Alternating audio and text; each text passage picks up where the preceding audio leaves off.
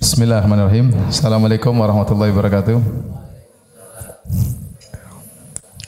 Innal hamdalillah nahmaduhu wa nasta'inuhu wa nastahdihi wa natubu ilaihi wa na'udzu billahi min syururi anfusina wa sayyiati a'malina. May yahdihillahu fala mudilla lahu wa may yudlil fala hadiyalah. Asyhadu an la ilaha illallah wahdahu la syarikalah wa asyhadu anna Muhammadan abduhu wa rasuluhu la nabiyya ba'dah. Ya ayyuhalladzina amanu taqullaha haqqa tuqatih wa la tamutunna illa wa antum muslimun.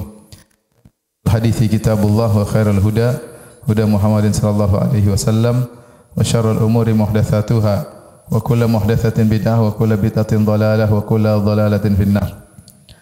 Hadirin hadirat yang dirahmati oleh Subhanahu wa taala. Allah di kali kita akan membahas tafsir juz 29. Pada pertemuan lalu sudah kita mulai dengan surat Nuh. Mari kita mulai dari awal dari surat Tabarak. Silakan buka halaman 9 ya. Halaman 9. Surat Al-Mulk ya. Surat Al-Mulk. Hadirin dan hadirat yang dirahmati Allah Subhanahu wa taala. Surat Al-Mulk adalah surat Makkiyah. Ya, sebagaimana sering kita sampaikan, Makkiyah adalah surat yang diturunkan sebelum Nabi berhijrah ke kota Madinah. Dan keutamaan surat Al-Mulk, ya, telah datang tentang keutamaan surat Al-Mulk banyak hadis-hadis ya. Di antaranya hadis yang sahih dan di antaranya ada hadis-hadis yang dhaif ya. Di antara hadis yang hasan sebagaimana sabda Nabi SAW tentang surat Al-Mulk, hiyal mani'ah, hiyal munjiyah, tunjihi min adzabil qabr. Bahwasanya surat Al-Mulk disebut dengan namanya di antaranya surat Al-Mani'ah atau surat Al-Munjiyah. Al-Mani'ah itu pencegah atau penghalang. Al-Munjiyah artinya penyelamat. Kenapa disebut dengan penghalang atau penyelamat? Karena surat Al-Mulk menghalangi dari azab kubur. Menghalangi dari azab kubur. Dan hadis ini adalah hadis yang hasan, dikuatkan lagi dengan hadis berikutnya ya, di mana Rasulullah sallallahu alaihi wasallam bersabda, inna suratan min kitabillah ma hiya illa 30 ayatan. Ada sebuah surat dalam Al-Qur'an yang hanya 30 ayat. Syafa'at li rajulin hatta akhrajathu minan nar. Yang ternyata surat tersebut memberi syafaat kepada seseorang sampai mengeluarkannya dari neraka jahanam yaumul qiyamah, pada hari kiamat. Wa adkhalathul jannah, dan surat tersebut masukkan lelaki tersebut dalam surga. Wa hiya suratu Tabarak, dan dia adalah surat Tabarak ya. Dan kita tahu bahwasanya Al-Qur'an adalah pemberi syafaat. Kata Nabi sallallahu alaihi wasallam, "Iqra'ul Qur'an fa innahu ya'ti yaumul qiyamah syafi'an li ashabihi." Bacalah Al-Qur'an, sungguhnya Al-Quran akan memberi syafaat bagi pembacanya pada hari kiamat kelak. Demikian juga dalam riwayat yang lain kata Nabi SAW, surat Tabarak hiyal mani'ah min adzabil qabr. Surat Tabarak dialah yang menghalangi dari azab kubur. Jadi hadis-hadis yang menjelaskan bahwasanya surat Tabarak itu penghalang dari azab kubur, hadis-hadisnya hasan. Tetapi adapun hadis yang menjelaskan bahwasanya hendaknya dibaca surat Al-Mulk setiap malam sebelum tidur, hadisnya dhaif. Hadisnya dhaif. Setiap malam itu dhaif, tetapi kalau dia adalah penghalang dari azab kubur, hadisnya hasan ya. Oleh karenanya tidak harus membaca surat Al-Mulk setiap sebelum tidur. Tetapi paling tidak kita punya perhatian terhadap surat ini. Punya perhatian dengan menghafalnya, dengan membacanya. Karena surat Al-Mulk akan menghalangi seorang dari azab kubur. Bagaimana dikatakan dia menghalangi dari azab kubur? Jika sering dibaca. Tetapi tidak harus di setiap malam karena hadisnya dhaif. Kata para ulama, yang penting seorang memiliki perhatian khusus terhadap surat Al-Mulk ya, surat Al-Mulk. Oleh karenanya di antara perhatian tentang surat Al-Mulk, maka insyaallah pada siang hari ini kita akan membahas tentang kandungan dari surat Al-Mulk. Lihat tentang hadisnya dhaif halaman 10. Catatan kaki nomor 5 ya. Terdapat sebuah hadis dari Jabir, anna Nabi sallallahu alaihi wasallam kana la yanamu hatta yaqra alif lam mim tanzil wa tabarakalladzi bi yadihil mulk. Nabi tidak tidur kecuali membaca surat alif lam mim tanzil, yaitu alif lam mim sajdah, dan juga surat tabarak, tapi hadisnya dhaif. Hadisnya dhaif. Taib. kita baca ya, tabarakalladzi biyadihil mulku wa huwa ala kulli syai'in qadir. Tabarak, maha suci Allah yang di tangannya lah segala kerajaan dan dia maha kuasa atas segala sesuatu. Tabarak maknanya adalah ta'azam, yaitu yang maha agung. Al-barakah secara bahasa berarti kathura khairuhu, yaitu banyak kebaikannya, wa thabata, dan dia menetap. Oleh karenanya tidaklah disebut suatu berkah kecuali kebaikannya banyak dan menetap. Dalam bahasa Arab ada namanya al-birkah. Birkah itu adalah semacam danau, kumpulan air yang banyak, airnya banyak dan menetap. Kalau cuma kumpulan air kecil tidak disebut dengan birkah. Tidak disebut dengan birkah. Oleh karenanya para ulama mengatakan yang namanya barakah yaitu kebaikannya banyak dan menetap kebaikan tersebut. Ya. Dan yang menentukan, dan Allah Maha Berkah. Allah Maha Berkah, kebaikannya tidak terhingga dan menetap pada diri Allah Subhanahu wa taala, dan Allah memberi keberkahan kepada hamba-hambanya. Karenanya yang wahibul barakah, yang menentukan ini berkah atau tidak hanyalah Allah Subhanahu wa taala. Allah berhak menjadikan sebagian hamba-hambanya berkah, Allah berhak menjadikan sebagian makanan berkah, ya, Allah berhak menjadikan sebagian berkah seperti Mekah dan Madinah. Allah berhak menjadikan sebagian waktu berkah seperti Ramadan, Lailatul Qadar, 10 hari pertama bulan Dzulhijjah, sepertiga malam terakhir. Itu hak Allah Subhanahu wa taala. Maka tidak boleh kita mengatakan ini berkah kecuali ada dalilnya. Kecuali ada dalilnya. Kalau Allah mengatakan berkah, maka berkah. Seperti Allah menjadikan buah zaitun berkah, Allah menjadikan korma ajwa berkah, ya. Terserah Allah Subhanahu wa taala. Allah menjadikan seorang wanita berkah, kata Nabi sallallahu alaihi wasallam, aktsaru nisa'i barakatan aisaruhunna mu'nah. Wanita yang paling banyak berkahnya yang paling sedikit biayanya, ya. Bukan yang paling pelit suaminya, bukan, ya. Yang paling sedikit maintenance-nya, ya. Oleh karenanya wanita yang maharnya murah lebih berkah daripada yang maharnya mahal. Yang biaya kehidupannya murah, ya, lebih baik, lebih berkah daripada yang mahal maintenance-nya. Karena sebagian maintenance-nya mahal wanita, ya, salonnya mahal, anunya mahal, makannya mahal, ya. Apalagi sudah keto berarti makanannya pilih-pilih, harus yang mahal-mahal, ya. Dan seterusnya. Belum obat ini, belum obat anu, ya. Baik. Tabarakalladzi biyadihi, di tangan Allah lah al-mulku. Al-mulku artinya kerajaan, yaitu kerajaan langit, kerajaan bumi, seluruh alam semesta adalah milik Allah Subhanahu wa taala dan berada di tangan Allah Subhanahu wa taala. Kata Ibnu Abbas, biyadihil mulku yu'izzu man yasha. Di antara bukti bahwasanya kerajaan milik Allah, yu'izzu man yasha, Allah memuliakan siapa yang Allah kehendaki. Wa yudhillu man yasha, Allah menghinakan siapa yang Allah kehendaki. Wa yuhyi wa yumit, Allah menghidupkan, Allah matikan. Wa yughni wa yufkir, Allah yang membuat kaya, Allah yang membuat miskin. Wa yu'ti wa yamna, Allah yang memberikan, Allah yang mencegah. Subhanallah, semua yang atur adalah Allah Subhanahu wa taala. Tidak ada yang bisa, ya, protes terhadap keputusan Allah Subhanahu wa taala. La mu'aqqiba li hukmi, kata Allah, tidak ada yang bisa protes terhadap keputusan Allah Subhanahu wa taala. Kalau Allah ingin memberikan kekuasaan kepada seorang, Allah akan berikan. Satu dunia mencegahnya tidak akan bisa mencegah. Kalau Allah menarik kekuasaan dari seorang, meskipun satu dunia bikin pencitraan tidak akan bisa dapat. Karena yang menentukan hanyalah Allah semata. Kemudian Allah berfirman, wa huwa ala kulli syai'in qadir, dan dialah Allah yang maha kuasa atas segala sesuatu. Jelas dia yang berkuasa, semuanya ciptaan Allah Subhanahu wa taala, ya. Semua benda di alam semesta ciptaan Allah, langit dan bumi semua ciptaan Allah, maka dia yang berkuasa mengatur ciptaannya. Allah tidak butuh dengan yang lainnya untuk ikut mengatur bersama Allah Subhanahu wa taala.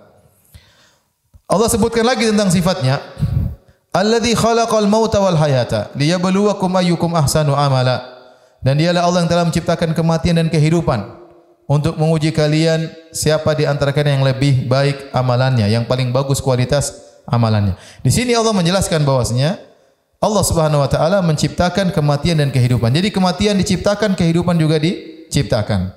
Makanya para ulama khilaf, apakah kematian adalah amrun wujudi atau amrun adami? Amrun adami maksudnya perkara yang tidak ada. Orang mengatakan bahwasanya namanya kematian itu hilangnya kehidupan.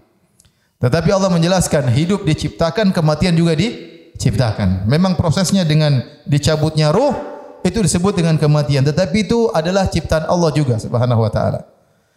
Makanya pada hari kiamat kelak kematian akan dihadirkan. Kata Nabi sallallahu alaihi wasallam, "Yu'ta bil mauti kahayati kabshin amlah." Pada hari kiamat kelak akan didatangkan kematian dalam bentuk seekor kambing yang berwarna putih bercampur hitam.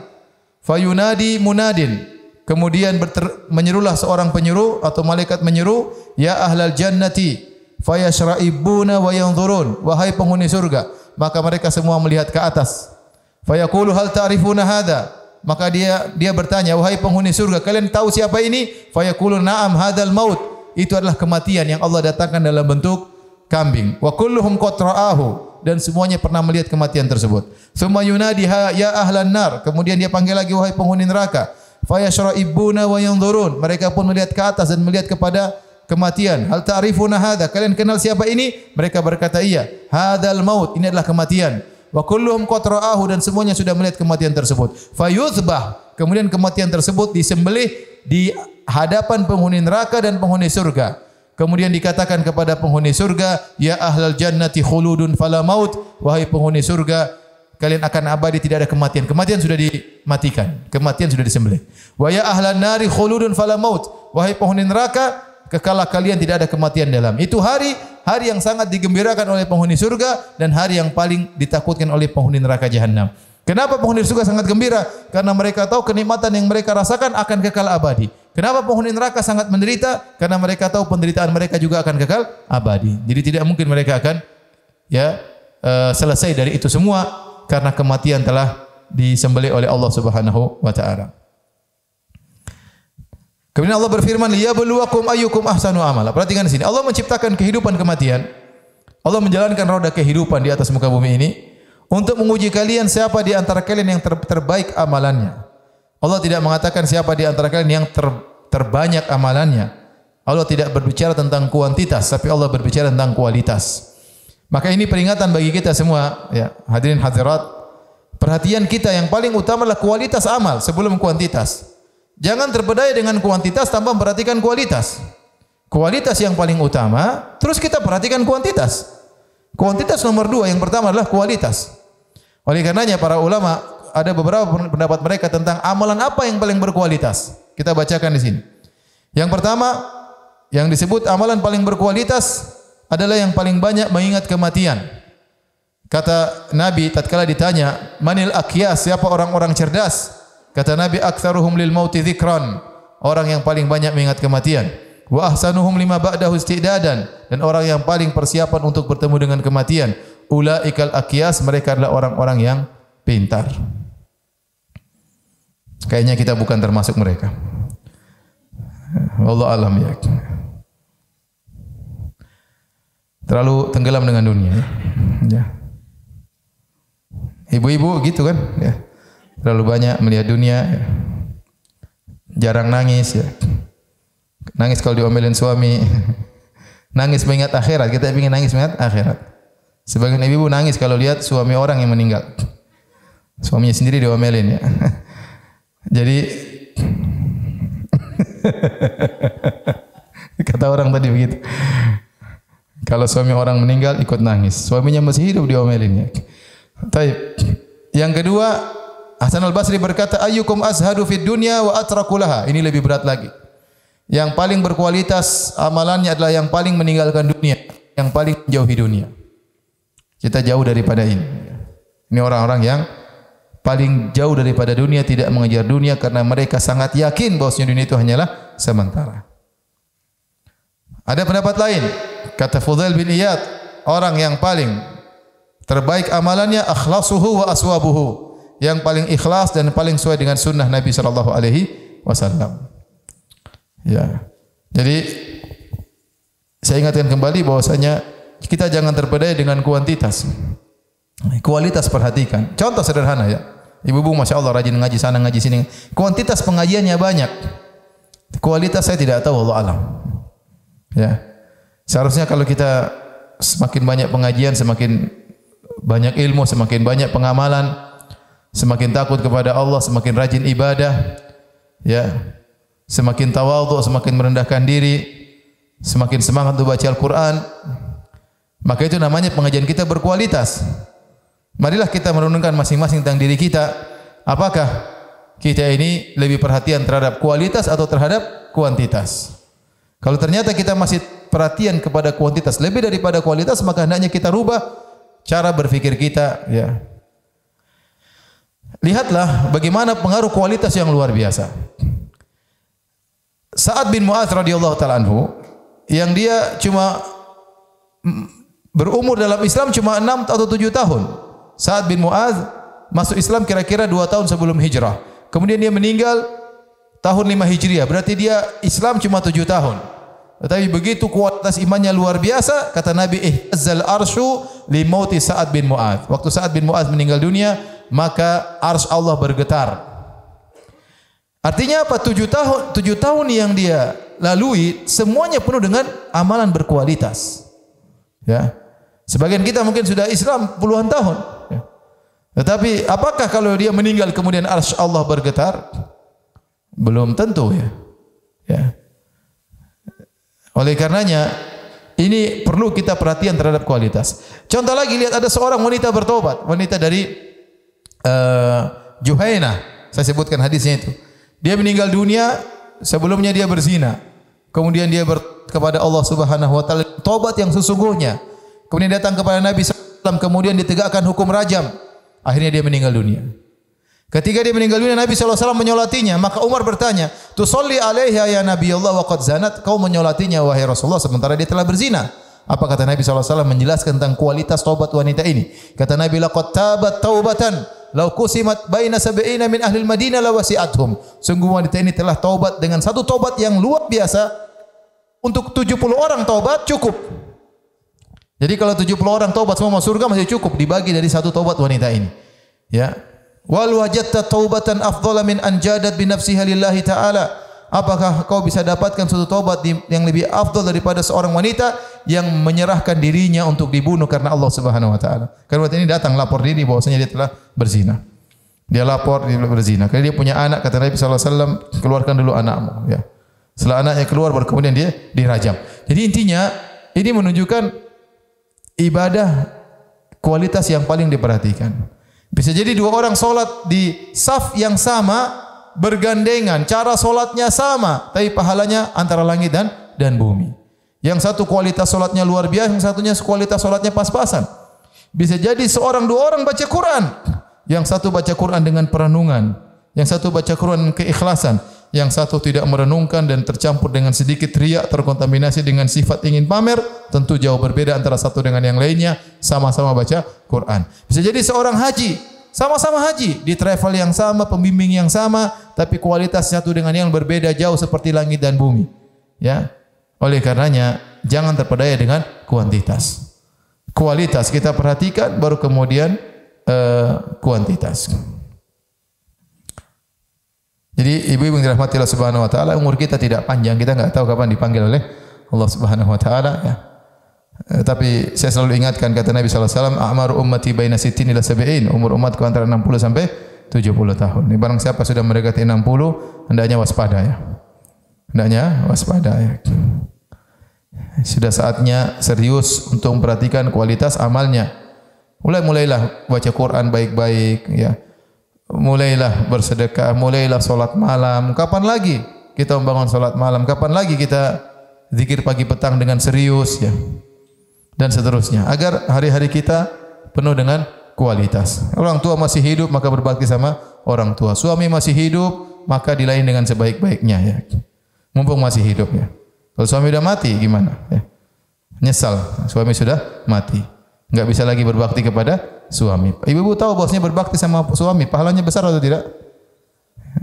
Jawabannya kok malas banget. Saya tanya ibu. Ibu berbakti sama suami pahalanya besar enggak? Nah, gitu dong, besar. Kok berat kali, ya? Maksudnya kita ini kan apa, ya? Hidup ini enggak panjang, ibu. Maka dulu sahabat coba sering tanya kepada Nabi. Mereka bertanya, "Ya Rasulullah, ayul a'mali ahabbu ila Allah?" Ya Rasulullah, amalan apa yang paling dicintai oleh Allah? Mereka sering tanya demikian. Kenapa? Karena mereka tahu kekuatan mereka untuk beramal terbatas, ya, harta mereka untuk bersedekah terbatas, waktu mereka terbatas. Maka mereka mencari afdhalul a'mal, amal yang terbaik. Rasulullah kadang bilang begini, Rasulullah kadang bilang begini, Rasulullah kadang bilang begini. Nah, untuk ibu-ibu yang paling baik adalah apa? Berbakti kepada suami. berbakti kepada suami. Bikin suami senang ya. Bikin suami senang. Kalau suami lihat, suami gembira. Suami di luar pengin pulang. Seperti itu ibu-ibu. Jangan suami pulang gelisah pengin keluar ya. Iya. Karena kenapa ibu enggak apa? Tidak nyaman dengan ibu-ibu. Saya serius ya. Jadi kalau suami pulang dia nyaman sama ibu, insyaallah sudah itu mudah masuk surga. Bukan Nabi sallallahu alaihi wasallam mengatakan, "Unduri aina anti minhu fa innahu jannatuki wa naruki." Lihatlah dari mana posisimu di hati suamimu. Sungguhnya suami itu surgamu atau nerakamu. Kita jangan terlalu banyak ikut pengajian tapi enggak dipraktekkan ya, ibu. Ya, pengajian sana, pengajian sini, pengajian sana, pengajian sini, bawa buku-bukunya sudah minta tanda tangan, ternyata belum tentu belum tentu dibaca. Jadi maksud saya benar. Jadi mumpung ibu masih hidup, suami masih hidup, ada ladang pahala di depan ibu-ibu terbuka, jangan disia-siakan. Jangan disia-siakan. Jadi suami meninggal nangis. Ya, mumpung masih hidup dimanfaatkan sebaik-baiknya. Gimana cara suami nyaman ya. Ada kawan saya bilang, saya sering sampaikan, Ustaz, Masya Allah istri saya nomor 2 Ustaz. Masya Allah saya datang dari sebelum sampai ke rumah ditelepon. Saya mau makan apa? Mau makan apa? Mau siapin apa? Masya Allah ditanya. Saya sampai di rumah disambut, dibukakan kos kaki, dibukakan baju, siapin makanan. Kalau ada ikan ada tulangnya, tulangnya dicabut-cabut tinggal ikannya. Masya Allah. Coba kalau ibu kayak gitu, pintu surga terbuka selebar-lebarnya. Beneran saya enggak main-main ya. Ini bukan saya karena sebagai suami, tapi saya sebagai ustadz ya. Yang ustadz tersebut adalah laki-laki. Oke, saya ingatkan. Benar ibu-ibu, sudah ibu saya masih hidup berbakti. Kalau saya sama berusaha kepada istri baik, berusaha kepada orang tua saya masih hidup. Tapi masih ibu-ibu ini ya, mau ada suami maka benar-benar manfaatkan agar punya pintu surga yang besar. Kalau suami lihat ibu dalam kondisi tersenyum, ibu meninggal dalam kondisi suami ridha, maka insyaallah pintu surga terbuka buat ibu sekalian. Baik, jadi kualitas perhatikan, jangan hanya terpedaya dengan kuantitas.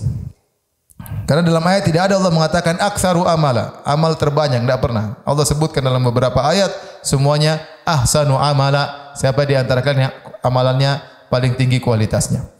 Tapi kita lanjutkan ayat berikutnya, ayat ketiga. Alladzi khalaqa sab'a samawatin tibaqa. Dialah Allah yang telah menciptakan 7 langit yang bertingkat-tingkat. Ma tara fi khalqir rahmani min tafawut. Kau melihat kau tidak melihat pada ciptaan Allah tersebut ya sesuatu yang tidak seimbang. Farji'il basara hal tara min futur. Maka lihatlah kembali ke makhluk Allah tersebut, apakah ada yang tidak seimbang? Allah berfirman, "Alladzi khalaqa sab'a samawatin tibaqa," yang telah menciptakan langit yang 7. Langit yang 7 ini ada 2 pendapat di kalangan para ulama dan disebutkan oleh Ibnu Katsir rahimahullah taala. Apakah langit 7 ini langit langsung bertumpuk-tumpuk seperti kue lapis, lapis pertama, lapis kedua, lapis ketiga sampai lapis ke-7, dari pertama sampai ke-7 atas, ataukah setiap lapis ada rongganya, ada jedanya? Lapis pertama terus jarak kosong, terus lapis kedua jarak kosong, lapis ketiga jarak kosong. Ada 2 pendapat di kalangan para ahli tafsir. Ada yang mengatakan bahwasanya langit bersambung satu dengan yang lainnya tanpa ada rongga. Ada yang mengatakan ada. Setelah langit pertama ada rongga, kemudian setelah langit kedua ada rongga lagi. Wallahu a'lam bishawab, yang lebih tepat ya. Kemudian Allah berfirman, "Ma tara fi khalqir rahmani min tafawut." Sekali-sekali kamu tidak melihat pada ciptaan Allah ada sesuatu yang tidak seimbang. Ya, di sini ada 2 penafsiran juga saya sebutkan dalam buku tersebut. Yang pertama, apa yang dimaksud fi khalqir rahmani min tafawut, ciptaan Allah yang tidak seimbang? Apakah yang dimaksud seluruh ciptaan Allah? Kita suruh perhatikan semuanya sempurna, enggak ada yang tidak seimbang, atau Allah sedang fokus berbicara tentang langit saja? Tentang langit saja. Pendapat pertama mengatakan maksudnya Allah mengatakan, coba lihat ciptaanku, apakah yang tidak seimbang? Semuanya seimbang. Matahari, rembulan pada tempatnya, matahari pada orbitnya, manusia dengan bentuknya demikian, monyet dengan bentuknya demikian, gajah dengan bentuknya demikian, singa dengan demikian, pohon-pohon tumbuh dengan tempatnya. Tidak ada yang tidak normal, semuanya teratur, tersusun rapi di semesta ini. Semua makhluk, semut dengan modelnya, ya, semuanya dengan modelnya. Ya, tersusun dengan rapi. Tidak ada ya celah sama sekali. Pendapat yang kedua, Kata para ulama yang dimaksud pembicaraan Allah di sini adalah tentang langit saja. Tentang langit saja. Oleh karenanya setelah itu Allah berfirman, "Farji'il basara hal tara min futur." Lihatlah kembali ke atas, ke langit. Apa kau dapati celah di langit? Subhanallah, langit ini ya luar biasa luasnya, tetapi tidak ada celahnya sama sekali. Tidak ada ketidakseimbangan sama sekali. Padahal langit adalah makhluk paling luas. Ya. Kemudian yang kedua, padahal isi langit sangat berat. Ada rembulan matahari, bintang-bintang dan yang lainnya. Berat langitnya. Kemudian langit tambah tiang. 3 perkara. Perhatikan, langit sangat luas. Yang kedua tambah tiang. Yang ketiga isinya berat. Namun tidak ada celah sama sekali. Tidak ada retak sama sekali. Tidak ada keseimbangan sama sekali. Kita kalau bikin bangunan panjang pasti ada kayak sambungan. Kenapa? Karena tidak rata seluruhnya. Ya, bisa jadi retak. Ya, dan siapa yang bisa bikin bangunan tanpa tiang dengan 1 kilo? Ya, nggak ada yang bisa. Siapa yang bisa bikin bangunan? Satu kilo tidak ada tiangnya. Siapa yang bisa? Enggak ada yang bisa. Ini bukan 1 kilo. Langit ya, entah berapa juta kilo. Belum isinya yang begitu banyak. Ada matahari, ada rembulan, bintang-bintang, meteor dan macam-macam. Ya, berat. Belum lagi malaikat yang tinggal di sana. Sampai Allah mengatakan, "At-tatis sama wa huqalaha anta'id." Bunyi langit kerak. Kenapa? Karena setiap 4 jari ada malaikat di atas. Malaikat banyak sekali. Jadi isinya berat. Tetapi langit tersebut kokoh, kata Allah Subhanahu wa taala. Kokoh dari sejak Dia ciptakan sampai hari kiamat kelak. Allah tantang. Farji'il basara hal tara min futur. Coba lihat keciptaan Allah. Apakah ada celahnya? Apakah ada kekurangannya? Adakah robeknya? Tidak ada sama sekali. Oleh karenanya ini menunjukkan keagungan Allah Subhanahu wa taala, bukti nyata bahwasanya alam semesta penciptanya sangat hebat. Dia Allah Subhanahu wa taala. Ya. Kemudian kata Allah Subhanahu wa taala, "Tsumma irji'il basara karratain yanqalibu ilaikal basaru khasi'an wa huwa hasir." Kemudian kembalikanlah pandanganmu kedua kali. Itu lihatlah berulang-ulang. Mungkin lihat pertama kau tidak dapat celahnya. Coba lihat kedua, lihat ketiga, cari kekurangannya, kata Allah Subhanahu wa taala. Yanqalibu ilaikal basaru khasi'an, pandanganmu akan balik dalam kondisi kau tidak menemukan apa-apa. Khasi' itu orang cari-cari kesalahan, tapi dia enggak dapat. Sudah dia ulang-ulang lihat langit pakai teropong macam-macam, ternyata langit begitu kokoh tanpa ada celahnya sama sekali. Nanti dia akan rusak pada hari kiamat. Akan hancur pada hari kiamat. Idza sama'un fatarat, tatkala langit terbelah. Idza syamsu kuwirat, idza sama'un kadarat. Ya, tatkala bintang-bintang berjatuhan nanti pada hari kiamat. Ya, was samawati matwiyatun biyamini, langit akan dilipat oleh tangan kanan Allah Subhanahu wa taala. Nanti adapun sekarang langit begitu kokoh, bi ghairi amadin tarawunaha, tanpa ada tiang yang menyangganya. Luar biasa. Saya bisa bikin atap seperti seperti langit yang Allah ciptakan. Baik, kita lanjutkan. Allah berfirman, "Wa laqad zayyana as-samaa'a ad-dunya bimasabiha." Sungguh kami telah menghiasi langit dunia dengan bintang-bintang.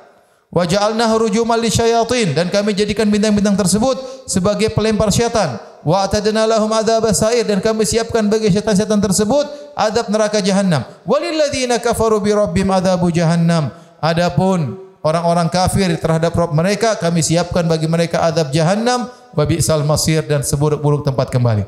Di sini perhatikan, Allah mengatakan sungguh kami telah menghiasi langit dunia dengan bintang-bintang. Masabi bintang-bintang, ada 2 pendapat dalam para ulama. Ada yang mengatakan bahwasanya semua yang kita lihat, matahari, rembulan, bintang-bintang hanya pada langit pertama, langit dunia. Dan kita tahu langit 7 lapis. Langit 7 lapis. Yang kita lihat sekarang aja baru langit dunia, bagaimana langit kedua, bagaimana langit ketiga, alam semesta begitu luas, luar biasa. Ini pendapat pertama. Pendapat kedua mengatakan langit bening, langit pertama sampai langit ke-7, dan bintang-bintang, benda-benda langit semua tersebar di langit-langit tersebut. Oleh karenanya matahari entah langit keberapa kita enggak tahu, rembulan langit berapa kita enggak tahu. Ini pendapat sebagian ulama. Namun saya lebih condong pada pendapat pertama, karena Allah telah menjelaskan, "Wa laqad zayyana as-samaa'a ad-dunya bimasabih." Kami telah menghiasi langit dunia dengan bintang-bintang. Berarti bintang-bintang semuanya sekarang berada pada langit yang paling bawah. Belum langit kedua, belum langit ketiga, yang menunjukkan bahwasanya langit-langit tersebut sangatlah luas. Kemudian Allah mengatakan, "Wa ja'alnaha rujuman lisyayatin." Kami jadikan bintang-bintang tersebut sebagai pelempar syaitan. Apa yang dimaksud dengan pelempar syaitan? Ada yang mengatakan bahwasanya syaitan naik ingin mencuri berita, maka dilempar dengan percikan-percikan dari bintang-bintang tersebut. Ada yang mengatakan api yang lepas dari bintang tersebut yang mengenai syaitan. Yang mungkin kita enggak lihat, tetapi ada api yang lepas kemudian mengenai syaitan tersebut. Syaitan kita tidak lihat, api yang terlepas juga mungkin kecil yang menyerang syaitan-syaitan tersebut, tapi kita beriman bahwasanya di antara fungsi bintang-bintang tadi adalah untuk melempar apa? Syaitan. Ini menunjukkan bahwasanya syaitan bisa naik ke tempat yang sangat tinggi. Dia berusaha mencari berita, naik ke langit sampai ke langit dunia, ingin menembus mendengar pembicaraan para malaikat apa yang sedang mereka bicarakan, tetapi mereka dilempar oleh lemparan apa? Bintang. Bukan maksudnya bintangnya yang lepas, enggak. Bukan maksudnya meteor, tidak, tapi ada percikan-percikan bintang atau percikan api yang dilemparkan kepada setan tersebut. Tak bisa lihat kita bisa atau tidak, yang jelas demikian, ya.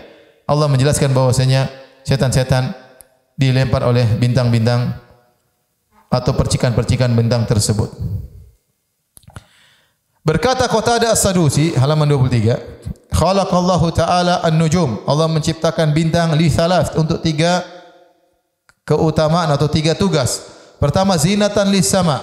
Allah jadikan bintang sebagai hiasan langit.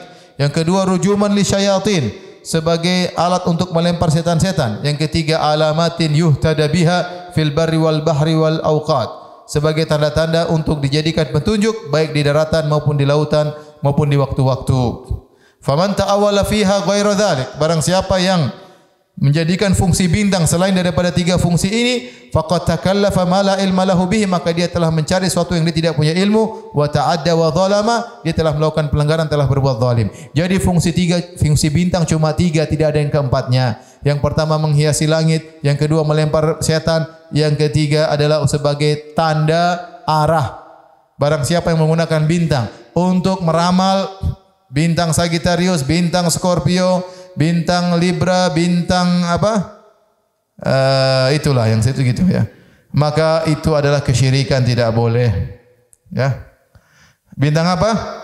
Bintang, coba dari pertama apa? Bintang Sagittarius, Libra, bintang Scorpio, bintang apa? Gemini, Aries, Taurus, Cancer, apa lagi? Leo, terus Virgo, terus di antara mereka bilang bintang ini nasibnya begini, bintang ini nasibnya begini, yang punya bintang lahir bintang ini nasibnya begini. Dibantah oleh Al-Imam Al-Qurtubi kalau tidak salah tafsirnya, ini semua kedustaan. Buktinya apa? Buktinya ada orang naik kapal, ribuan orang, isinya berbagai macam berbintang-bintang, tenggelam dalam waktu yang sama. Nasibnya sama padahal bintangnya beda semua, Pak. Yang naik pesawat juga demikian, bintangnya macam-macam, ada Virgo, ya, ada Virgo, ada Gemini, ada bintang ini, bintang anu, katanya nasibnya beda-beda, katanya sama-sama meledak pada waktu yang sama. Sama, ini sekarang ada bintangnya gini, bintangnya begini, semuanya kena corona pada waktu yang sama. Tidak ada, jadi itu bohong saja. Sebenarnya saya mikirin ya, saya mikir kita ini, kadang-kadang kita ini dikasih teguran oleh Allah, kita cuek saja. Ibu sekarang pikir, kita di sini lagi tahun baru kena banjir, ya tidak? Mereka sana tahun baru Imlek, kenapa? Kena corona. Bukan kebetulan, ya, teguran. Teguran. Ya, semoga Allah mengampuni dosa-dosa kita. Jadi barang siapa yang sengaja menggunakan bintang untuk hal-hal yang selain daripada 3 fungsi tersebut, maka dia telah berbuat zalim. Baik, kita lanjutkan. Idza ulqu fiha sami'u laha syahiqan wa hiya tafur. Apabila mereka dilemparkan, orang-orang kafir dilemparkan dalam neraka jahanam, mereka mendengar suara neraka yang mengerikan, wa hiya tafur, dan neraka tersebut bergejolak apinya. Jadi mereka sebelum sampai ke neraka, neraka sudah menggelegar apinya, siap menerkam orang-orang tersebut seakan-akan telah menanti kedatangan yang akan dia lahap. Ini mengerikan pandangan kondisi neraka. Bukan api yang diam-diam saja, tapi api yang menyala-nyala. Tafur itu seperti apa? Seperti air. Kalau kita masak, mendidih, itu namanya faur. Gejolak. Api neraka bergejolak seperti api yang mendidih, menanti kedatangan orang-orang akan dilempar ke dalamnya. Mengerikan. Kemudian kata Allah Subhanahu wa taala, takadu tamayyazu minal ghaiz. Hampir-hampir api tersebut lepas. Tamayyuz itu terpisah-pisah. Minal ghaiz, saking marahnya. Jadi saking marahnya belum mau dilempar dia ingin lepas untuk segera nyambar. Saking ngamuknya apa? Neraka tersebut. Oleh karena neraka bisa berbicara. Neraka bisa marah pada hari kiamat kelak. Maka Allah bertanya kepada neraka, halim tala, tidak surat Qaf. Neraka, kau penuh belum? Kata neraka, hal mim mazid. Ya Allah, masih ada tambahan enggak? Dia lagi ingin cari tambahan. Neraka itu sangat luas ya. Cukup untuk orang, semua manusia cukup ya. Mengerikan, waliyadzubillah. Tapi maksudnya sih sampai kasih kata Allah, takadu tamayyazu minal ghaiz. Hampir-hampir neraka itu terpecah-pecah lantaran marah, yaitu pingin segera lepas untuk menerkam orang yang akan dilempar dalam neraka jahanam saking marahnya. Kullama ulqiya fiha faujun sa'alahum khazanatuha. Setiap kali dilemparkan sekelompok manusia ke dalam neraka jahanam, sa'alahum khazanatuha, maka penjaga-penjaga neraka akan bertanya, alam ya'tikum nadhir, bukankah telah datang pemberi peringatan kepada kalian? Telah datang para rasul, para dai, Al-Quran, buku-buku, ceramah-ceramah, ya, semua itu adalah peringatan. Alam ya'tikum nadhir, bukankah telah datang peringatan kepada kalian? Qalu bala, kata mereka, tentu ya Allah, tentu wahai para penjaga. Qad ja'ana nadhir, telah datang kepada kami pemberi peringatan. Fakadzabna, tapi kami dustakan. Wa qulna ma nazzalallahu min syai', kami berkata Allah tidak menurunkan sesuatu pun. In antum illa fi dhalalin kabir, sungguhnya sedang berada dalam kesesatan yang besar. Perkataan in antum illa fi dhalalin kabir, sungguhnya kalian berada dalam kesesatan yang besar, ya. Maka ini ada dua pendapat, ada yang mengatakan maksudnya penghuni neraka jahanam berkata kepada mereka, kalian memang dalam kesesatan yang besar. Sudah datang pemberi peringatan, sudah datang tanda-tandanya, sudah ada kelihatan mukjizat-mukjizatnya, kalian tidak beriman, maka kalian benar-benar dalam kesesatan yang besar. Pendapat kedua adalah perkataan orang-orang kafir tatkala di dunia, mereka berkata kepada para nabi, mereka berkata kepada para dai, in antum fi illa fi dhalalin kabir, kalian wahai para nabi, kalian wahai para dai adalah sesat dalam kesesatan yang nyata. Jadi dulu mereka ngejek, sehingga mereka dimasukkan dalam neraka Jahannam. Ya. In antum illa fi dhalalin kabir. Oleh karenanya, ya, demikianlah perkataan umat-umat terdahulu. Contoh saya sebutkan halaman 29. Ya, Nabi Nuh berkata kepada kaumnya, qala ya qaumi laisa bi dhalalatun, wahai kaumku, aku tidak sesat. Kenapa dia mengatakan demikian? Karena mereka mengatakan Nabi Nuh sesat. Ya. Kemudian juga bagaimana perkataan orang-orang Quraisy kepada Nabi Muhammad sallallahu alaihi wasallam? Wa idza ra'auka iyattakhidunaka illa huzwan. Kata Allah, sungguhnya orang-orang kafir Quraisy kalau melihat engkau wahai Muhammad, mereka akan mengejek engkau. Mereka berkata, "Ahadzal ladzi ba'atsallahu rasula?" Inikah orang yang Allah utus menjadi seorang rasul? In kada la yudhilluna an alihatina. Hampir saja Muhammad menyesatkan kami dari sembahan-sembahan kami. Bayangkan. Mereka bilang, alhamdulillah kita selamat. Hampir disesatkan oleh siapa? Muhammad. Jadi mereka menganggap Nabi Muhammad SAW di atas kesesatan yang nyata. Laula an sabarna alaiha, kalau bukan kita bersabar untuk menyembah sembahan-sembahan kita. Jadi mereka mengatakan Nabi Muhammad sesat. Kata Allah, wa sawfa ya'lamuna hina yarawunal adzaba man adallu sabila. Dan mereka akan mengetahui tatkala mereka lihat azab siapa yang lebih sesat jalannya. Mereka tentu yang lebih sesat. Wa qalu, mereka berkata, menyesal, orang-orang kafir menyesal. Ya, semua di alam akhirat isinya penyesalan. Wa qalu law kunna nasma'u wa naqilu, coba dahulu kita dengar, kita memahami. Mereka dengar tapi pendengaran yang tidak bermanfaat. Allah menamakan mereka summun bukmun umyum fahum la yaqilun. Mereka buta dan tuli. Mereka melihat tapi penglihatan mereka tidak bermanfaat sehingga dianggap buta oleh Allah Subhanahu wa taala.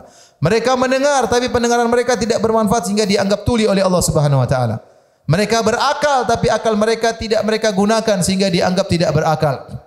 Makanya kata Allah Subhanahu wa taala, "Wa laqad dzara'na li jahannama katsiran minal jinni wal insi, lahum qulubun la yafqahuna biha, wa lahum a'yunun la yubsiruna biha, wa lahum adhan la yasma'una biha, ulaika kal an'ami bal hum adall." Sungguh kami telah penuhi neraka jahanam dengan banyak manusia dan jin. Mereka punya hati, tidak mereka gunakan untuk berfikir. Mereka punya mata, tidak digunakan untuk melihat. Mereka punya telinga, tidak digunakan untuk mendengar. Mereka itu seperti binatang ternak, bahkan lebih parah lebih besar daripada binatang ternak. Dan benar, akhirnya di akhirat mereka menyesal. Mereka mengatakan, coba dulu kita mendengar, coba dulu kita berfikir. Ma kunna fi ashabis sa'ir, tentunya kita sekarang tidak menjadi penghuni neraka jahanam. Fa'tarafu bidzambihim, kata Allah, mereka mengakui dosa-dosa mereka. Fasuhqal li ashabis sa'ir, maka kebinasaanlah bagi penghuni neraka jahanam. Percuma, penyesalan mereka tidak ada faedahnya. Sudah selesai, sudah telat. Ya, sudah telat. Mereka menyesal, penyesalan tersebut tidak akan mengurangi adab mereka, dan penyesalan tersebut tidak akan mengeluarkan mereka dari neraka jahanam. Taib, setelah itu Allah sebutkan ya suatu ayat yang sangat indah dalam surat Al-Mulk ayat 12 bagi peringatan bagi kita semua. Kata Allah, innal ladzina yakhshawna rabbahum bil ghaibi lahum maghfiratun wa ajrun kabir. Sungguhnya orang-orang yang takut kepada Rabb mereka tatkala bersendirian, ya, bagi mereka maghfirah, ampunan dan ganjaran yang besar. Ini di antara ibadah yang agung adalah merasa takut kepada Allah tatkala bersendirian, tatkala tidak ada orang yang lihat. Firman Allah, yakhshawna rabbahum bil ghaib, orang-orang yang takut kepada Allah bil ghaib, ada dua tafsiran. Tafsiran pertama maksudnya beriman kepada hal yang gaib. Dia beriman kepada Allah, dia beriman kepada malaikat, dia beriman malaikat mencatat, dia beriman kepada tentang surga, beriman tentang neraka jahanam, tentang azab kubur yang menimbulkan dia rasa takut. Ini tafsiran pertama.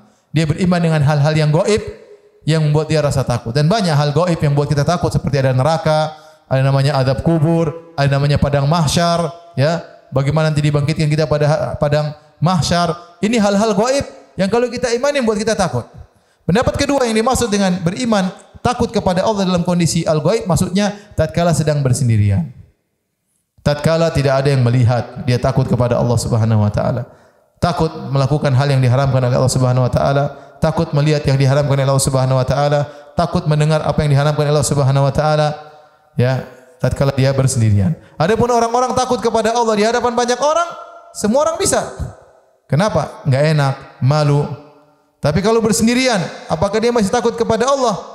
Ini ibadah yang agung. Seorang tatkala bersendirian, digoda oleh syaitan, dia bersendirian, maksiat mudah, tidak ada yang lihat, tidak ada penghalang, berkumpul tiga perkara ini sendirian, tidak ada penghalang dan mudah dilakukan, berkumpul tiga perkara ini dan dia tinggalkan maksiat tersebut, maka ini ibadah yang agung. Kata Allah, lahum maghfirah, bagi mereka ampunan dan pahala yang besar. Oleh karenanya, ciri-ciri orang yang takut kepada Allah tatkala bersendirian, apa ciri-cirinya? Saya sebutkan di sini. Lihat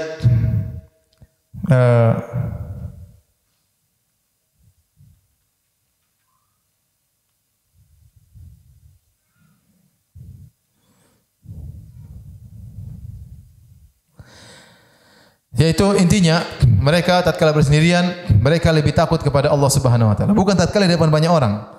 Makanya tatkala bersendirian mereka lebih menundukkan pandangan mereka. Tatkala bersendirian mereka lebih semangat beribadah daripada tatkala dilihat oleh banyak orang. Tatkala bersendirian mereka lebih semangat salat malam daripada tatkala dilihat oleh banyak orang. Ini bukti bahwasanya mereka takut kepada Allah tatkala bersendirian. Bukan tatkala banyak orang baru mereka semangat beribadah. Bukan tatkala banyak orang baru mereka semangat baca Al-Qur'an. Bukan.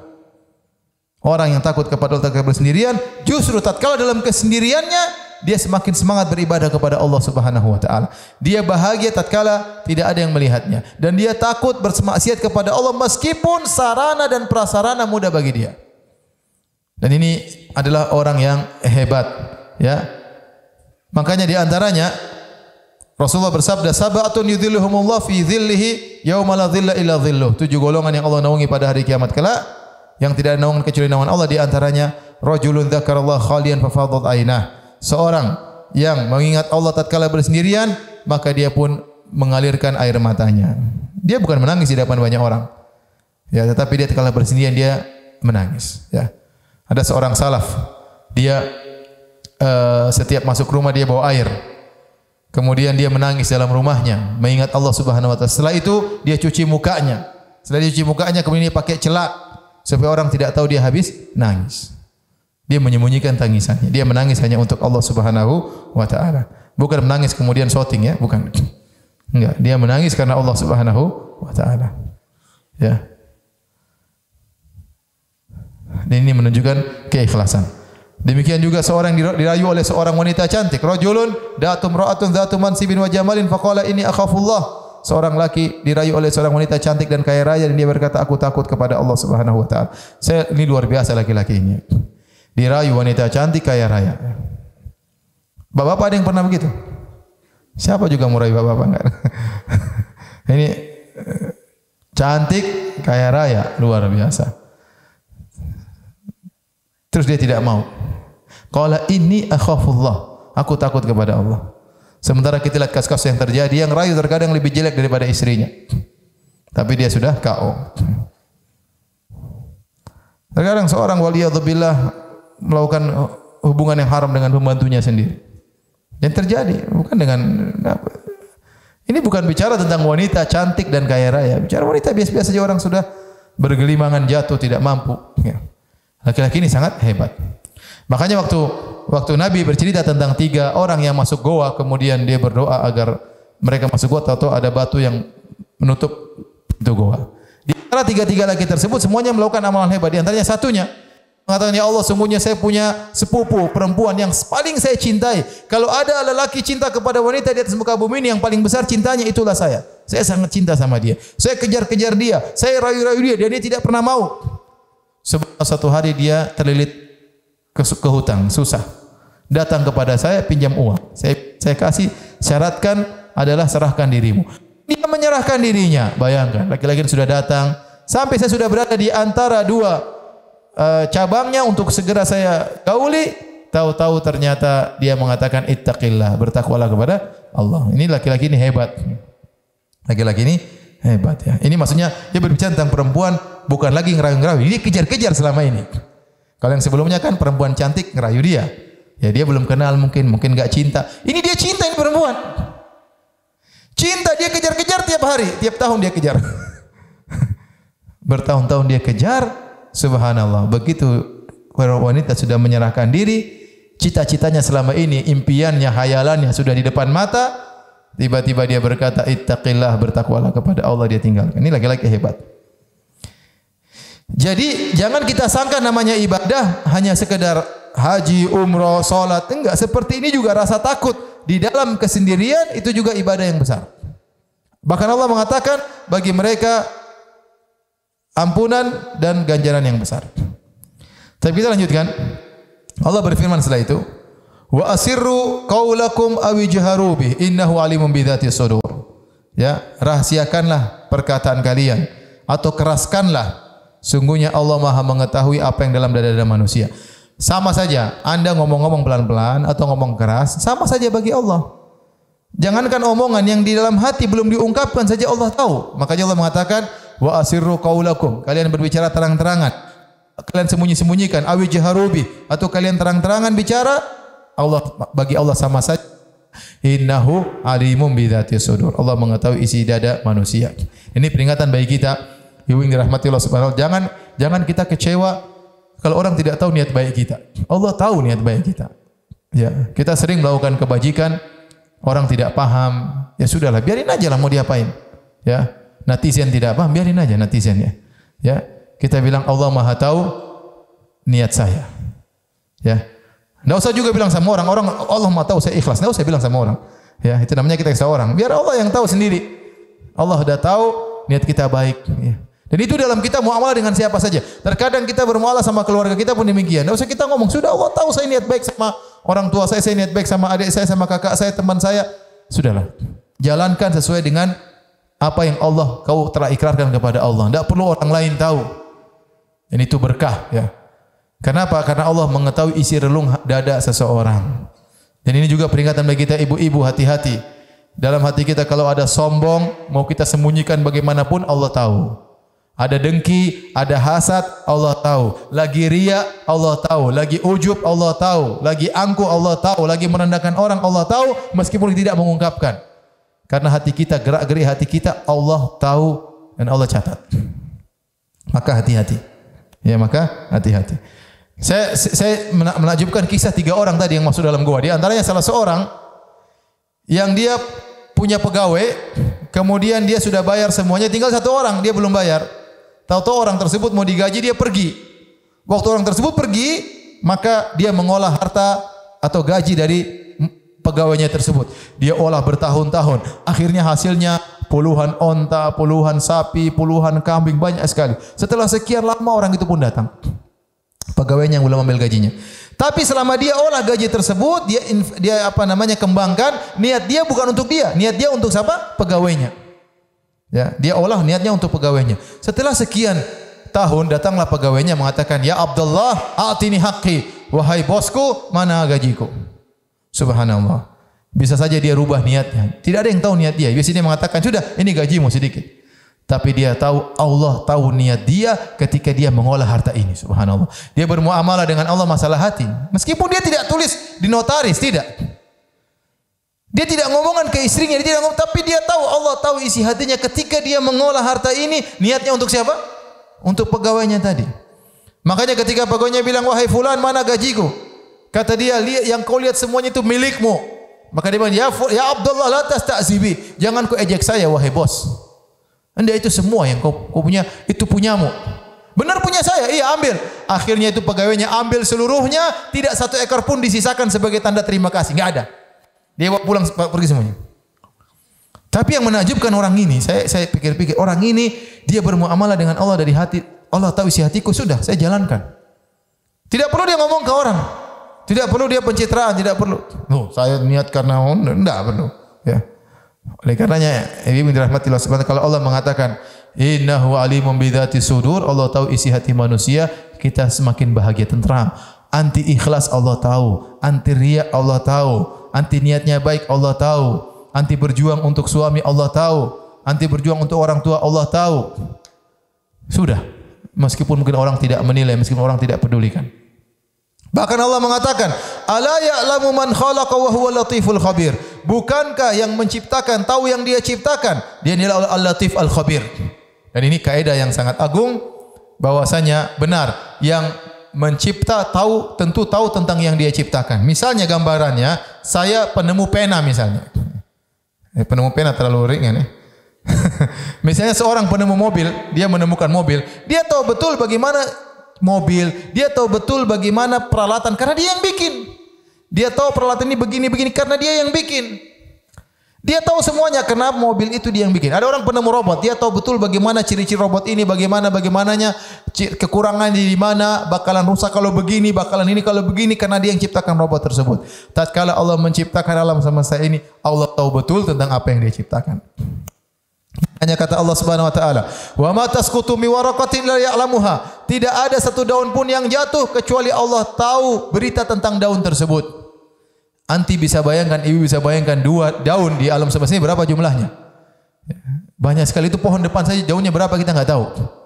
Belum jumlah pohon di alam semesta kita enggak tahu berapa jumlahnya. Apalagi daunnya, entah berapa triliun-triliun. Tapi setiap daun yang jatuh, Allah tahu tentang ceritanya. Kenapa? Karena semua daun ciptaan siapa? Allah Subhanahu wa taala. Nah, kalau daun Allah tahu ceritanya, bagaimana anti-anti ini? Allah tahu pasti ceritanya.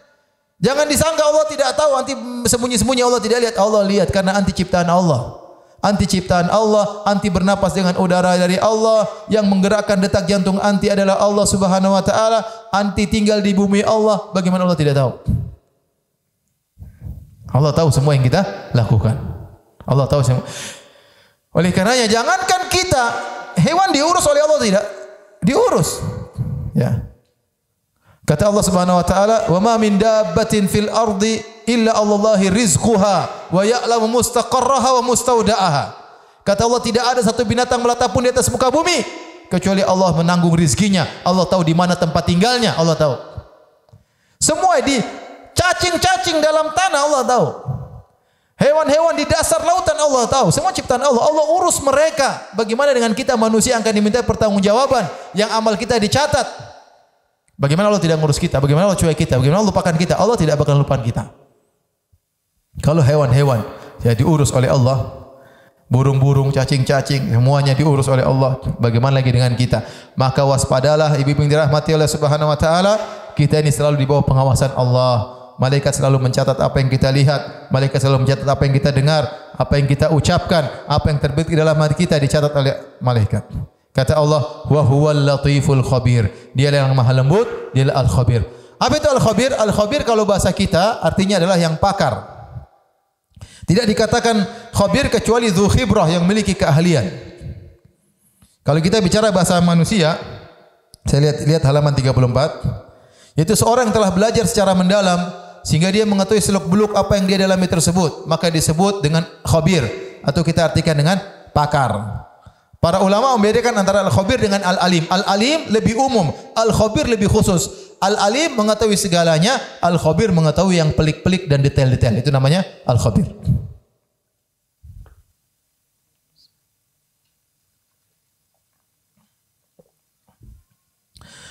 Oleh karenanya sifat al-khabir Allah dalam banyak hal. Contoh, Allah sebutkan, lihat situ halaman 34.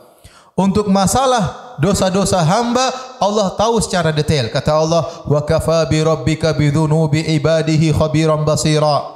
Maka cukuplah Tuhan mengetahui dan melihat dosa hamba-hambanya. Allah mengetahui dosa-dosa kita secara khabir, secara detail. Kalau kita melihat yang haram 3 kali, tidak mungkin Allah catat 4 kali. Kalau kita melihat haram 7 kali, tidak mungkin Allah catat 6 kali. Catatnya pasti apa? 7. Makanya ketika pada hari kiamat, tatkala seorang dihadirkan di khalayak, di depan manusia, dibukakan catatan amalnya, maka dilihat dosa-dosanya. Maka Allah bertanya kepada dia, ya. Adzala maka katabatil hafizun, wahai fulan, apakah malaikat tukang catatku salah nyatat? Dia dolimi kamu atau tidak? Mungkin ada yang salah catat. Mungkin kau cuma lihat cewek 3 kali ditulis 4 kali. Kata dia, tidak ya Rabb. Berarti Allah detail. Ya'lamu kha'inatal ayun. Allah tahu pengkhianatan lirikan mata. Wa ma tukhfis sudur, dan apa yang disembunyikan oleh dada manusia. Berarti Allah tahu detail. Ibu tidak usah khawatir. Ibu ngetik apa, Allah tahu detail. Ibu lihat apa, browsing apa, Allah tahu secara detail. Jadi jangan sembarangan browsing.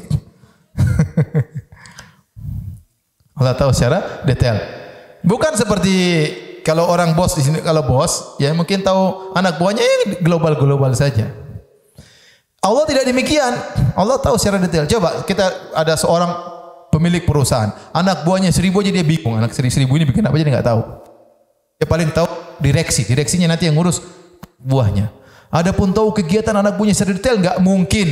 Tapi Allah mengetahui secara detail. Saya ulangi lagi ibu-ibu. Kalau daun saja Allah tahu urusannya. Kalau hewan-hewan Allah tahu urusannya. Bagaimana dengan ibu-ibu yang setiap hari ketemu suami, ibu senyum, ibu ngambek, ngangkat suara, ibu ramah, ibu mijit suami, ibu minta dipijit suami, Allah tahu semuanya. Maka perhitunganlah dalam beramal soleh. Dosa-dosa Allah tahu secara detail. Setiap gibah yang pernah ibu ucapkan dicatat secara detail. Setiap kata-kata yang menunjukkan kesombongan, merendahkan orang, apa itu akhwat, apa itu ibu itu, itu dicatat semuanya. Enggak mungkin enggak dicatat. Detail nanti.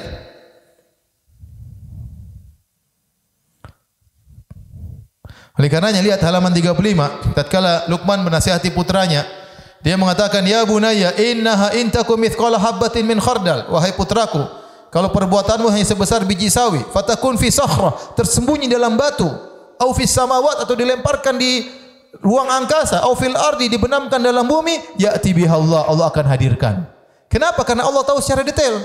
Innallaha latifun khabir, sungguhnya Allah Maha lembut, Allah Maha khabir, pakar, detail. Jadi enggak ada namanya. Makanya lihat kata Nabi, la tahqiranna minal ma'rufi syai'an walau antalqa akhaka biwajhin talik. Jangan kau meremehkan kebaikan apapun meskipun hanya senyum. Kita senyum itu ada catatan enggak? Ada, dicatat. Giginya terbuka berapa? Catat semua. Senyumannya tulus, senyumannya enggak tulus, senyumannya karena ada udang di balik batu, ya. Allah tahu. Ini senyuman karena Allah. Ini senyuman ada maunya. Allah tahu. Ini tabassuma muqdab, senyuman marah, Allah tahu. Ya, ini senyuman ngejek, Allah tahu. Orang senyum macam-macam. Ada senyum karena sayang, ada senyum karena ngejek, ada senyum karena marah, ya, ada senyum terpaksa. Allah Maha Khabir. Demikian juga tatkala kita tahu Allah Maha Khabir, ya. Kata Allah, inna rabbaka yabsutur rizqa liman yasha'u wa yaqdir, innahu kana bi ibadi khabiran basira. Allah memberikan rizki, dilapangkan kepada sebagian hamba, Allah sempitkan pada sebagian hamba, Allah khabir. Allah tahu si fulan pantas untuk kaya, si fulan memang cukup hartanya sekian, maka kita enggak usah ragu tentang Allah. Saya dapat sekian, memang itu yang terbaik bagi saya. Kenapa? Karena Allah khabir, Dia menentukan tidak main-main, tidak asal-asalan. Semua dengan perhitungan karena Allah khabir. Bahkan Allah berfirman, "Walau basatallahu rizqa li ibadi labawu fil ard." Kalau kami lapangkan rizki kepada hamba Allah, maka mereka akan berbuat kezaliman di atas muka bumi. Kalau semua orang kaya dikasih ini, oh sombong, angkuh, berbuat zalim. Walakin yunazzilu biqadari ma yasha. Tapi Allah turunkan sesuai dengan kadar yang Allah kehendaki. Si fulan segini saja, si fulan segini saja. Si fulan dilebihkan, si fulan dikurangi. Kata Allah, "Innahu bi ibadihi khabir." Sungguhnya Allah khabir terhadap hamba-hambanya. Itu makna khabir. Adapun makna Al-Latif. Al-Latif ada dua pendapat di kalangan para ulama. Pendapat pertama, kata Ibnu Qayyim rahimahullah, Al-Latif maknanya sama dengan khabir, enggak ada bedanya. Yang kedua, Al-Latif yaitu Allah menyampaikan sesuatu kebaikan kepada hamba-hambanya tanpa dia sadari. Allah berikan kebaikan tanpa dia sadari. Contohnya seperti Nabi Yusuf alaihissalam. Dijadikan seorang menteri bendaharawan Mesir, menteri keuangan di negeri Mesir, tapi caranya dengan penuh kelembutan tidak disadari. Mulai dilemparkan oleh kakak-kakaknya dalam sumur, kemudian dikeluarkan, dijual jadi budak, jadi pembantu di rumah orang. Kemudian majikan perempuan tertarik sama dia, kemudian dirayu, akhirnya dimasukkan dalam penjara, kemudian begini, sampai akhirnya jadi apa? Menteri. Semua itu tidak diduga semuanya. Ternyata tahapan-tahapan tersebut namanya Allah Latif. Allah Latif, ya Latif. Allah menyelamatkan seorang, Allah mengangkat derajat seorang tanpa yang dia pikirkan sama sekali. Tiba-tiba Allah antar dia kepada kebaikan. Lihatlah Nabi Musa alaihissalam, bagaimana Allah Latif. Ya. Dia dilahirkan, Allah suruh ibunya taruh di atas keranjang, dilemparkan ke sungai Nil. Kata Allah, wa alqaitu alaika mahabbatan minni. Kami jadikan orang-orang cinta kepada engkau. Begitu dilihat oleh istrinya Fir'aun, istri Fir'aun langsung jatuh cinta. Dirawat di istananya Fir'aun, tidak ada yang duga ternyata dialah yang dicari-cari selama ini. Allah selamatkan dia dengan cara Allah Subhanahu wa taala. Subhanallah. Jadi banyak namanya Al-Latif, menyampaikan kebaikan kepada hamba tanpa dia sadari. Seorang hamba terkadang protes. Dia mungkin daftar pekerjaan tidak diterima. Dia marah-marah, dia tidak tahu Allah sayang sama dia. Seandainya diterima, mungkin dia jadi kaya, mungkin jadi sombong, mungkin dia minum bir sama kawan-kawannya, enggak ada yang tahu. Mungkin dia selingkuh, enggak ada yang tahu. Jadi Allah kasih miskin saja. Karena Allah tahu ini miskin cocok, kalau miskin dekat dengan Allah Subhanahu wa taala. Dia tidak sadar bahwa itu kebaikan yang Allah bawakan kepada dia. Oleh karenanya betapa banyak di antara kita Allah berikan dia hidayah, Allah berikan dia kemuliaan tanpa dia sadar, tanpa dia pikirkan terlebih dahulu. Saya punya kawan bilang ada, dia pernah belajar juga sama saya. Kata dia, "Ustaz, saya ini seperti sapi yang hidungnya ditarik oleh Allah menuju hidayah. Saya paling benci dakwah sunnah. Saya memuji dakwah sunnah. Tapi subhanallah kejadian ini, akhirnya saya ngaji. Sekarang dia sudah mulai berdakwah. Sekarang dia mulai berdakwah. Saya enggak pengen sebut namanya, tapi ada. Ya. Belajar sama saya, sekarang dia sudah mulai berdakwah. Mau saya dia bilang, saya dulu benci. Ya. Tetapi subhanallah kejadian ini membuat saya berpikir. Allah giring. Ya. Kita banyak begitu. Enggak usah jauh-jauh. Saya saja orang tua jauh dari, ya kita bukan keluarga agama. Di rumah kita enggak ada yang sholat. Ya, yang pertama kali sholat saya. Saya pertama kali sholat, ya, alhamdulillah. Tapi kemudian tidak ada pikiran mau ke Madinah, enggak ada. Pikiran mau jadi insinyur, kuliah di UGM, jadi duit banyak, sudah pikirannya begitu. Tapi ya tidak tahu kejadian, ya jadilah saya sekarang ini. Alhamdulillah. Tanpa kita pikirkan terlebih dahulu. Allah Al-Latif. Dan itu banyak. Maka terkadang Allah membawakan kepada kita, menggiring kebaikan kepada kita tanpa kita sadari.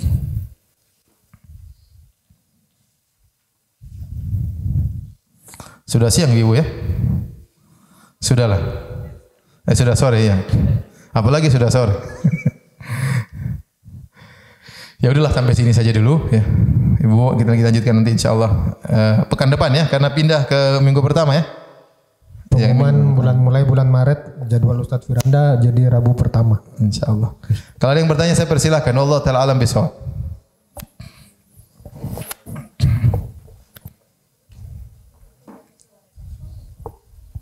Tanya apa tadi?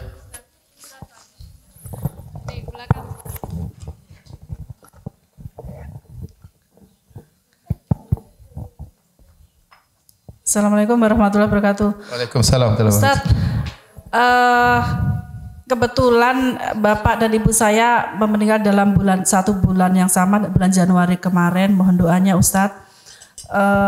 Ketika ziarah kubur itu Ustaz, apakah boleh saya melakukan seperti mengungkapkan suatu kabar, misalnya kemarin apa yang diharapkan orang tua ketika masih hidup belum terwujud, setelah wafatnya beliau justru terwujud, kemudian saya menyampaikan itu, kira-kira apakah sampai dan apakah boleh? Ada khilaf tentang apakah mayat mendengar perkataan orang yang menziarahinya. Ya, ini ada khilaf di kalangan para ulama.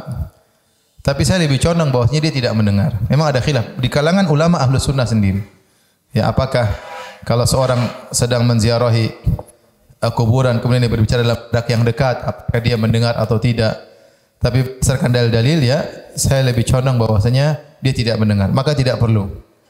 Allah lebih tahu apa yang sudah kita lakukan. Ya. Kita berdoa kepada Allah, tidak perlu kita laporkan kepada orang tua kita, toh belum tentu dia mendengar. Ustaz, nanti khawatirnya tatkala kita beramal soleh, kita ada ingin kasih tahu orang tua, padahal belum tentu dia dengar. Khawatirnya ada begitu. Tapi kita lakukan karena Allah, itu lebih baik. Ustaz, tapi sebelum masuk kuburan kan kita salam artinya. Iya. Salam itu doa. Assalamualaikum ahladiyar, keselamatan bagi mereka kalian. Tidak mendengar juga. Kan? Itu ada khilaf, tapi saya lebih condong mereka tidak dengar. Ya. Mereka tidak dengar. Sama seperti kita sekarang, Assalamualaikum ayyuhar rasul, ayyuhan nabi. Nabi tidak dengar, tapi kita demikian ibadah kita seakan-akan hadir di hadapan kita, padahal Nabi tidak sedang mendengar. Seperti itu. Tapi ada lagi yang bertanya. Nanti khawatirnya ibu tiap apa lapor lagi gitu. Nah, jadi nggak usah. Silakan. Ini ada pertanyaan. Apakah kalau suami bilang kalau nggak mau ikut pemahaman bid'ah kita pisah saja? Suami bilang kalau kamu nggak mau ikut pemahaman acara Ahlul Bid'ah, tidak mau melakukan acara Ahlul Bid'ah, kita pisah aja. Insya Allah anak nggak mau ikutan yang suami anak inginkan. Mohon solusinya Ustaz. Nasihati aja, Mas, saya sayang sama kamu. Maksud saya enggak usah ribut ya. Kalau dia menceraikan urusan dia, tapi kita tetap baik-baik. Meskipun dia ngomong enggak usah dibantah. Dia marah-marah pijit aja, bikinkan teh ya. Ya dan macam-macamnya. Tapi kalau dia kemudian ngamuk marah ya urusan dia. Yang penting kita enggak usah timpali. Enggak usah kita bantah. Kalau kita mau bicara baik-baik ya. Baik-baik, nanti kita servis dia, kita ngobrol baik-baik. Mas jangan dulu begitu, Mas. Saya ini sayang sama Mas. Yo Mas ikut dulu pengajian, dengar-dengar. Kalau paling tidak Mas memahami kondisi saya punya pemahaman, saya hormati. Mas hormati saya. Bicara baik-baik aja. Ya kalau dia ngamuk kemudian ngancam ya urusan dia. Ya kita enggak boleh ngikutin kesesatan ya.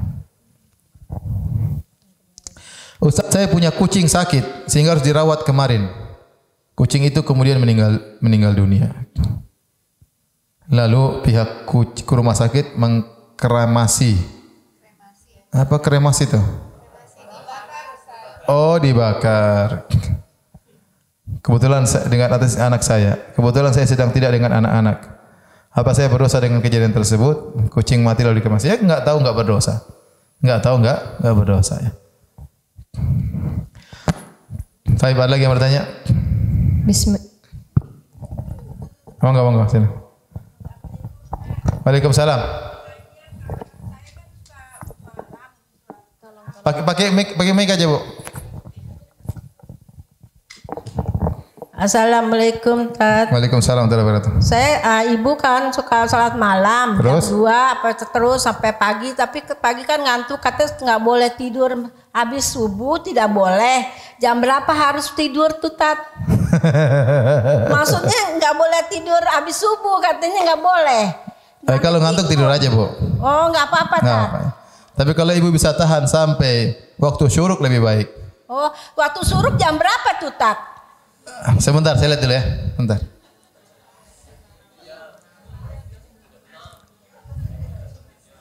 Kalau syuruk sekarang jam 6.26. Oh, tapi kalau ibu udah ngantuk sekali tidur enggak apa-apa. Enggak apa. Saya udah ngantuk, Pak, tapi saya suka sembahyang suruh, tapi jangan sembahyang suruh ntar katanya Haram katanya itu waktu haram. Enggak, jam 6.26 sudah enggak haram. Salat duha. Ibu salat duha terus tidur enggak apa-apa. Oh iya, terima kasih Ya, Tat. tapi kalau ibu udah ngantuk banget, khawatir ditunda bakalan sakit, tidur aja enggak apa-apa. Ya. Terima kasih Tat. Ya, Assalamualaikum. Ada lagi yang bertanya?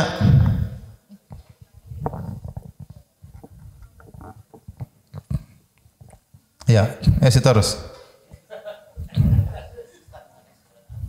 Al-Mulk kenapa?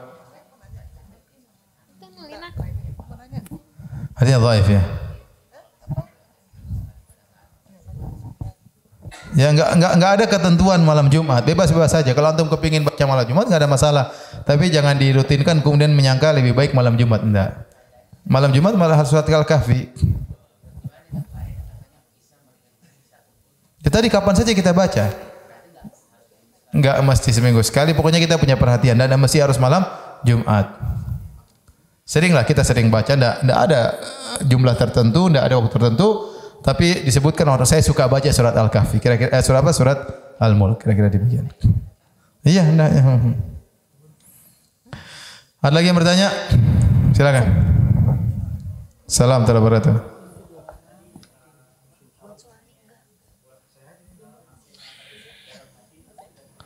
Kalau suatu maksiat terbesit dalam hati dilihat.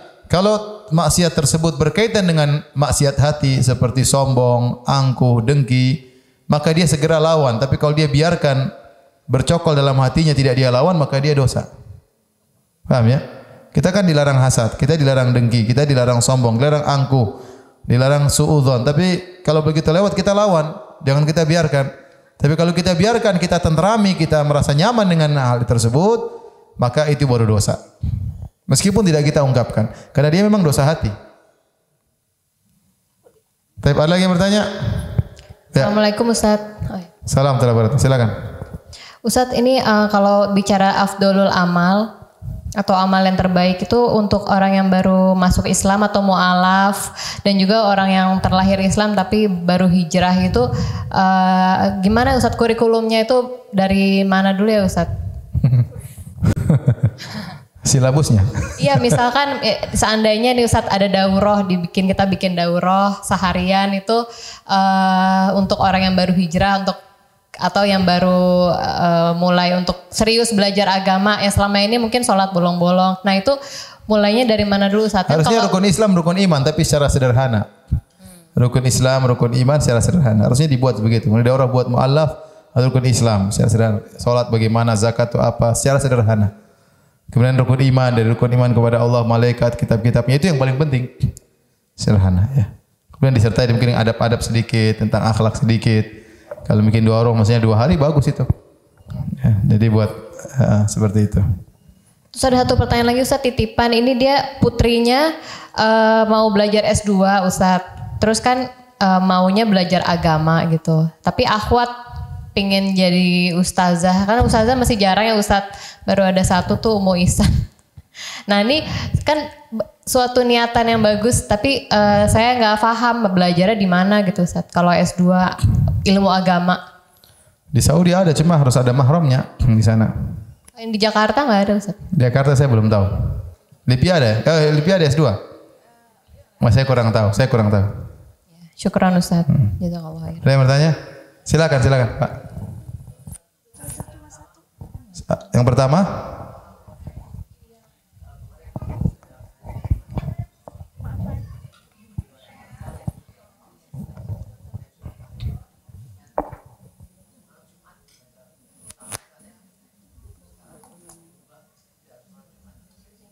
Ana nggak tahu. Tapi ada lagi yang bertanya? Ya. Ada orang menzalimi kita terus.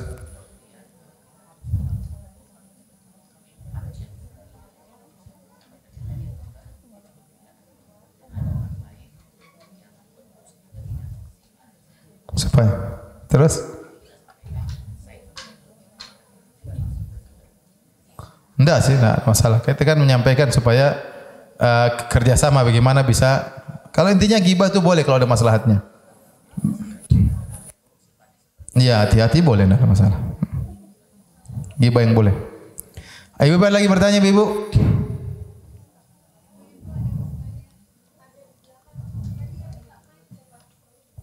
Monggo ibu-ibu. Kalau enggak ada enggak apa-apa ya.